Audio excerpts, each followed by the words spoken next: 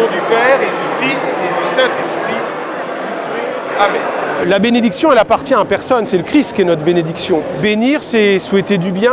Bénir, c'est reconnaître le travail des hommes et des femmes du monde rural. Au-delà de ces vaches, bénis toute la filière agricole et paysanne. Bénis celles et ceux qui travaillent de la terre, qui nourrissent le monde. Bénir, c'est rappeler que chaque être vivant participe de la création.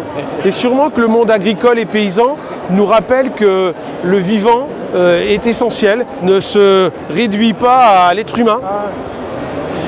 Alors, merci beaucoup. Bonjour. Vous êtes où ? Mauriac. Ah voilà, à Mauriac, c'est ça. Et cette année, être au Salon d'agriculture en plein milieu d'une crise qui agite le monde agricole et paysan, ça a été pour moi et pour la délégation des évêques l'occasion d'entendre la complexité des questions. Et j'ai mieux réentendu encore le besoin pour le monde agricole d'avoir une vision, une orientation. Le monde paysan s'inscrit dans le temps long. Et le temps long, eh bien, ne va pas toujours bien avec le temps de la communication ou le temps d'une trésorerie défaillante. On a vraiment réentendu ça. Le besoin qu'il y ait une vision partagée entre les différents acteurs du monde rural.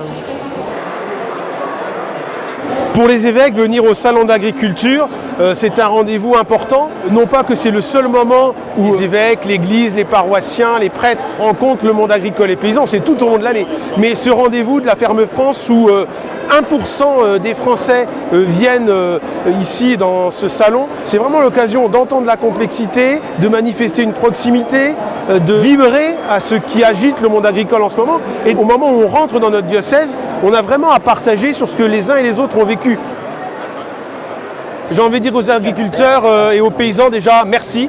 Merci pour la qualité de leur travail, merci pour la qualité de leur engagement, merci pour ce qu'ils nous apprennent du rapport à la terre, du rapport au vivant, du rapport à la création. Nous avons à continuer la route ensemble. Et surtout, écoutez-vous les uns les autres, chacun doit chercher à entendre ce que vit l'autre pour cette vision partagée, cette vision commune, pour une agriculture respectueuse de l'environnement, durable, belle et qui permette la souveraineté alimentaire. Et ce qui est sûr, c'est que dans cette vision commune, c'est le vivant qui doit être au cœur.